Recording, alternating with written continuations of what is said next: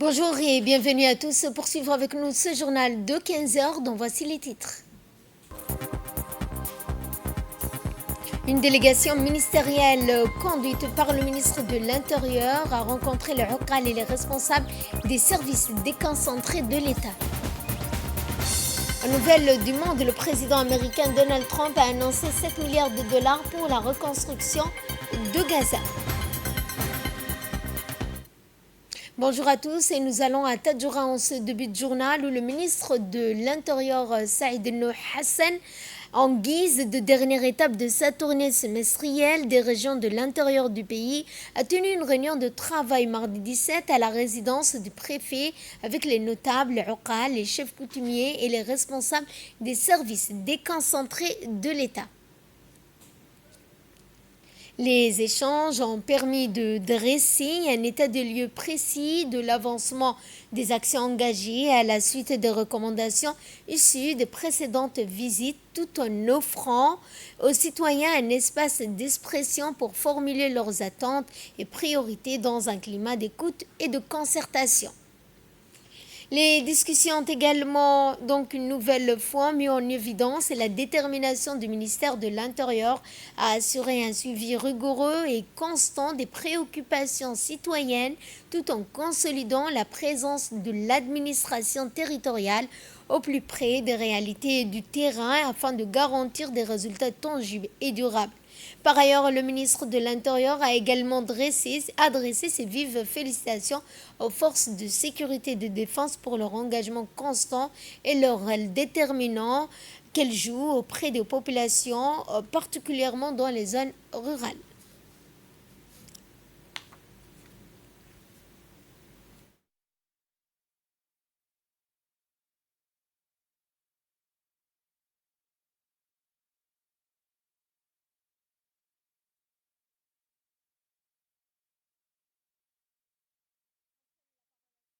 Le ministre de l'Intérieur Saïd El Hassan a salué le sens du devoir des forces de sécurité, leur disponibilité et la qualité de leur intervention quotidienne. On a eu avec l'ensemble des chefferies de la région de Tadjoura, également l'ensemble des services déconcentrés pour discuter de l'état de la situation et effectivement donc du bien-être de la population de Tadjoura. Il faut savoir que cette réunion aujourd'hui, elle clôture une tournée que nous avons faite dans plusieurs localités de la région de Tadjoura, de la sous-préfecture de Dora, cette grande population. Et nous avons donc discuté là-bas de l'ensemble des difficultés et de ce qui a été quand même réalisé pour ces populations.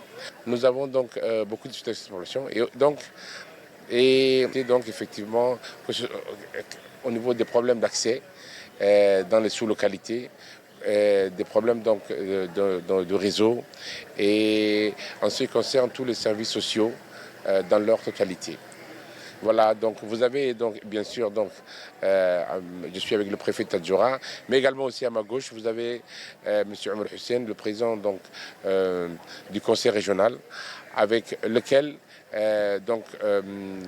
il a beaucoup de responsabilités qui sont donc décentralisées et avec lesquelles donc on a eu beaucoup d'appui hier par rapport donc à la population pour qu'on puisse effectivement comprendre de manière concrète les différents besoins de ces populations.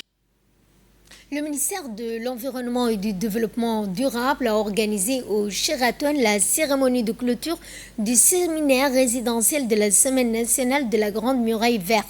Un rendez-vous dédié à la lutte contre la désertification et au développement durable.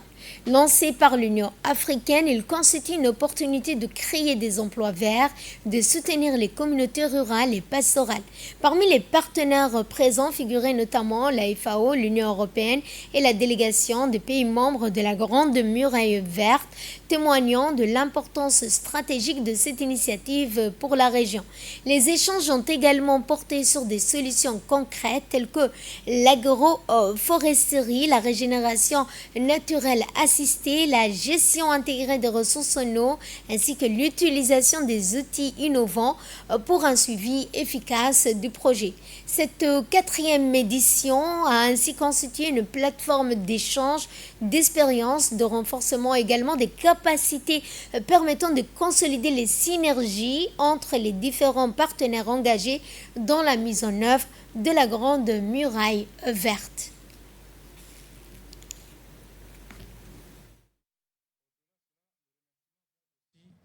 À l'endroit de l'Agence panafricaine de la Grande Muraille verte pour leur mobilisation depuis quelques mois par rapport à l'organisation de ce séminaire et à tous les partenaires qui ont contribué à l'organisation de ce séminaire avec CIFOR et CRAF. Au nom des partenaires techniques et financiers, nous nous engageons à renforcer davantage nos activités de mobilisation de ressources.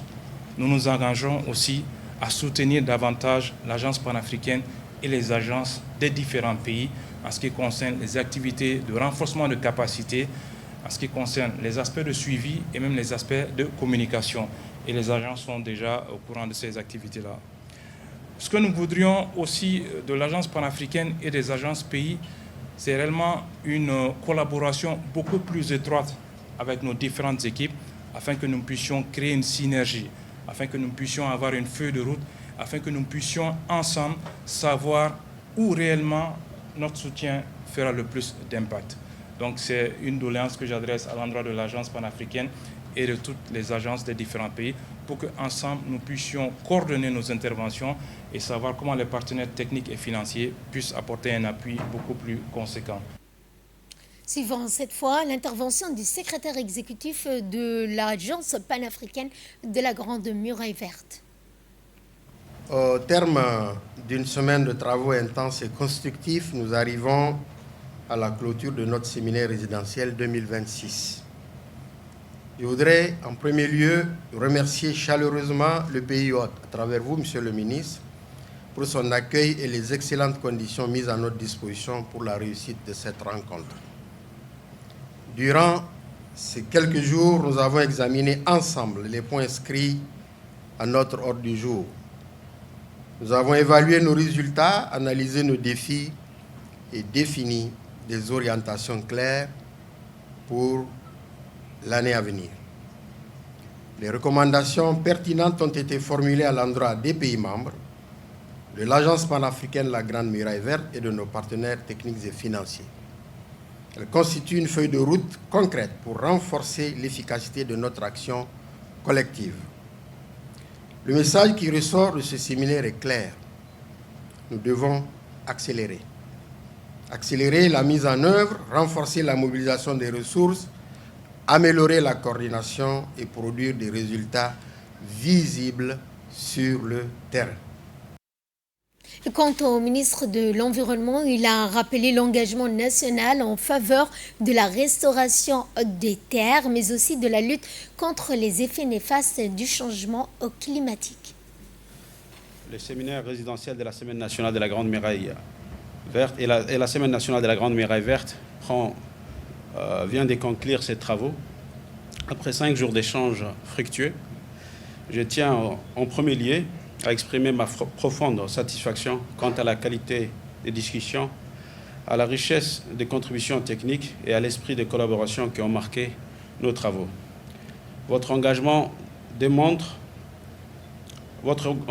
constant démontre une fois encore que l'initiative de la Grande Muraille verte demeure une priorité stratégique pour nos pays et pour nos continents.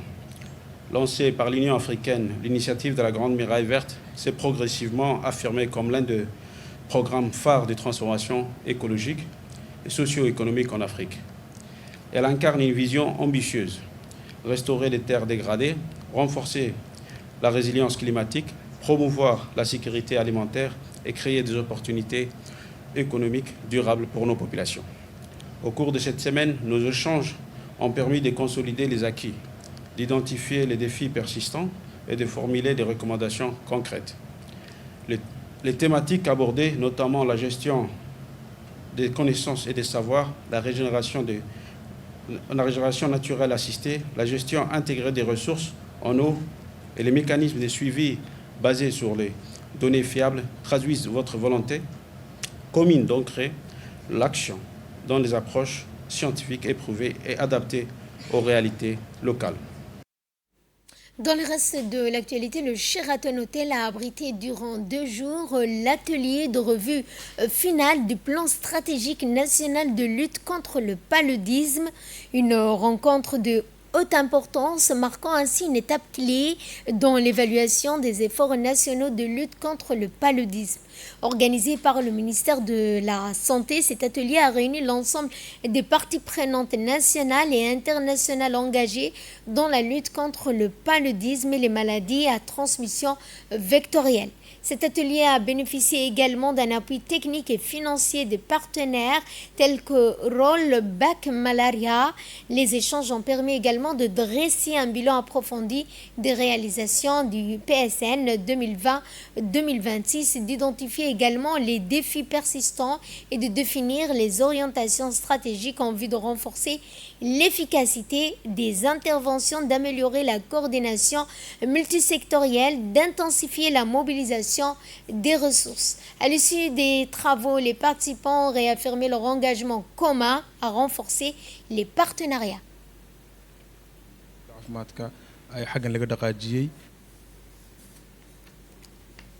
Suivant cette fois 2 interventions, celle du conseiller du président de la République suivie du conseiller de la primature qui ont souligné que la lutte contre le paludisme s'inscrit pleinement dans la vision du chef de l'État visant à garantir à chaque citoyen un accès équitable à des services de santé de qualité. Le paludisme en République de Djibouti est un problème majeur de santé publique. Beaucoup de choses ont été faites dans notre pays depuis 2019 où on avait un pic à 90 000 cas. Je pense qu'il faut en ce sens féliciter le programme national du paludisme qui a fait beaucoup de travail parce qu'il y a une diminution de l'incidence de 60%. Là, aujourd'hui, nous sommes ensemble pour un peu revoir, faire une revue de la stratégie. C'est très important de se regarder un petit peu avancer pour pouvoir valider ce que nous faisons et comment nous le faisons. Et c'est important de faire ce genre de revue pour valider une stratégie et pour avancer. Donc je vous dis à tous et à toutes une bonne revue de ce programme national du paludisme et son plan stratégique pour la prochaine période qui arrive. Nous sommes réunis ici en ce moment charnière parce que depuis quelque temps, des progrès significatifs ont été accomplis. Le nombre de cas recensés par an semble reculer grâce à la distribution des moustiquaires imprégnés, au traitement adéquat, à la mise en œuvre de l'APID, au diagnostic rapide et au programme de prévention. Maintenant, ce cap, et j'espère avec beaucoup d'espoir que le projet Moustique Allié en cours y contribuera énormément. Mesdames et messieurs, cet atelier est donc l'occasion de faire une revue documentée du PSN et de préparer sur les acquis de celui-ci une projection pour les prochains plans stratégiques. C'est là un exercice fondamental qu'il est encore davantage quand on connaît les contraintes auxquelles sont soumis les principaux instruments financiers de santé mondiale.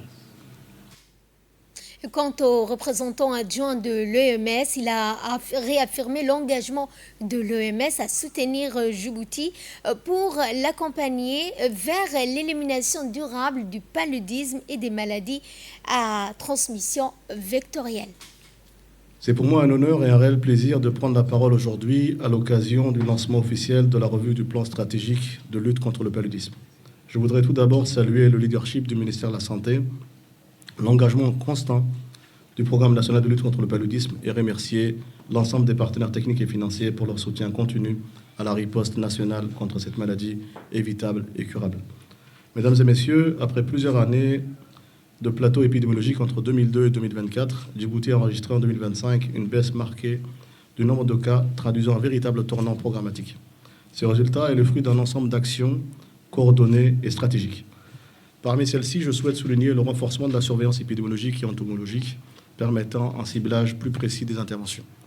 La poursuite de la pulvérisation intradomiciliaire avec l'introduction récente d'insecticides de nouvelle génération, la mise en œuvre d'une distribution massive de moustiquaires imprégnés, incluant en 2025 des moustiquaires à double ingrédient actif à Djibouti-Ville, ainsi que des moustiquaires PBO dans les régions. Et l'amélioration continue de la qualité du diagnostic et de la prise en charge des cas.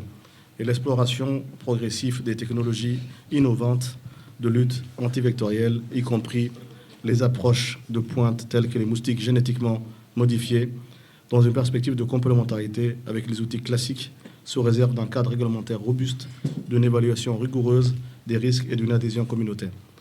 Djibouti fait face à des défis structurels majeurs, une résistance vectorielle élevée, la pression liée à la mobilité des populations, une vulnérabilité urbaine croissante, ainsi qu'une dépendance importante au financement extérieur.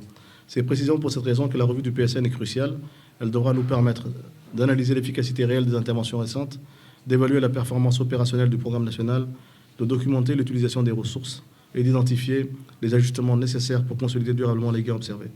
Les résultats attendus orienteront l'extension du plan stratégique national jusqu'en 2031 et alimenteront la prochaine demande de financement auprès du Fonds mondial de lutte contre le sida, la tuberculose et le paludisme.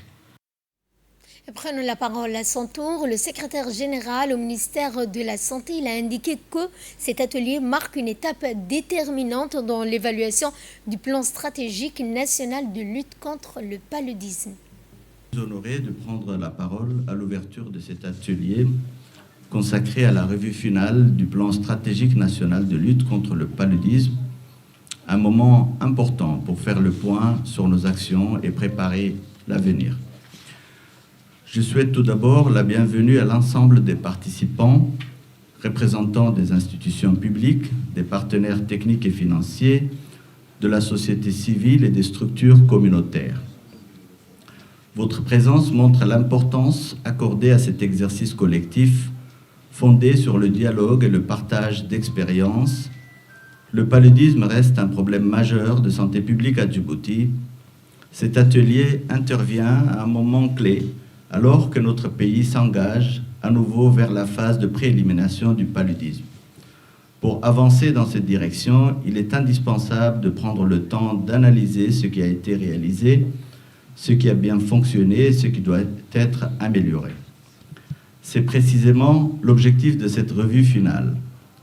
Elle vise à évaluer la mise en œuvre du plan stratégique national, à examiner les résultats obtenus, à identifier les difficultés rencontrées et à tirer les leçons nécessaires pour l'avenir. Cet exercice nous permettra de disposer d'une vision claire et partagée de la situation actuelle de la lutte contre le paludisme dans notre pays. Les conclusions de cette revue seront essentielles car elles serviront de base à l'élaboration du prochain plan stratégique national de lutte contre le paludisme. Ce nouveau plan devra être réaliste, efficace et aligné sur les priorités nationales ainsi que sur les engagements internationaux, notamment l'objectif d'élimination du paludisme. Le ministère de la Femme et de la Famille a organisé au Palais du Peuple un atelier relatif à l'adoption du deuxième plan d'action national pour la mise en œuvre de la résolution 1325 du Conseil de sécurité concernant les femmes, la paix et la sécurité, en présence de la conseillère technique Saïda Moussa, de la directrice de la promotion du genre au ministère de la Femme et de la Famille, Madame Yasmine Abdelmajid. L'atelier a enregistré la participation d'un représentant des Nations Unies pour le développement, ainsi que des secteurs de la sécurité et de la défense, y compris la police nationale, la gendarmerie, la garde-côte, les forces armées djiboutiennes, en plus de représentants du secteur de l'éducation, du ministère de l'enseignement supérieur, de l'Union nationale des femmes et de la famille. Les discussions ont porté sur l'importance d'aligner ce plan sur la politique nationale du genre et la stratégie de réponse aux violences basées sur le genre, ainsi que la cohérence avec la vision 2035 du plan national de développement, ainsi que les objectifs de développement durable et l'agenda 2063 de l'Union africaine. Direction d'Al-Afa au Bok, sous l'impulsion du président de la République, le gouvernement poursuit la mise en œuvre de mesures urgentes et concrètes visant à promouvoir l'entrepreneuriat des jeunes et à renforcer durablement les moyens de subsistance des communautés rurales et côtières. C'est dans ce projet de gestion intégrée des ressources en eau financé par le Fonds international de développement agricole, le FIDA, et placé sous la tutelle du ministère de l'Agriculture, a réalisé à travers son programme des activités génératrices de revenus une action pour soutenir la coopérative de pêcheurs de Dalayaf.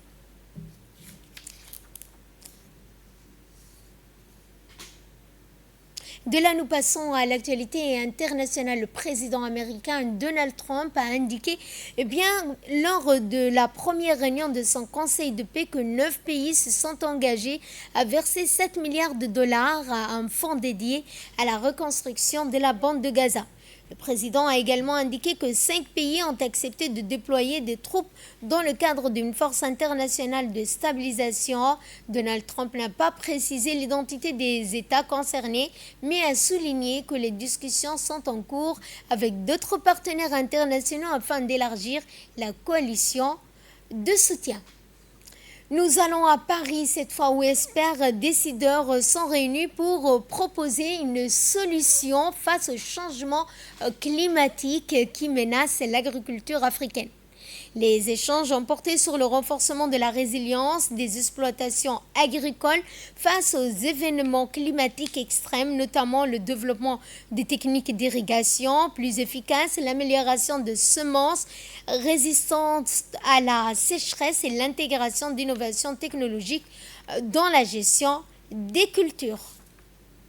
Et pour clore ce journal, alerte mondiale face au risque de l'intelligence artificielle pour la cybersécurité. En effet, la prolifération rapide de modèles IA tels que le ChatGPT et d'autres outils avancés ont donné naissance à des technologies puissantes capables de transformer de nombreux secteurs allant des services financiers à l'éducation ainsi qu'à l'administration publique. Dans ce contexte, l'enjeu majeur consiste à concilier innovation, technologie et protection des infrastructures numérique. Et c'est ainsi que se referme ce journal. Merci à vous de nous avoir suivis. Très bon après-midi à toutes et à tous.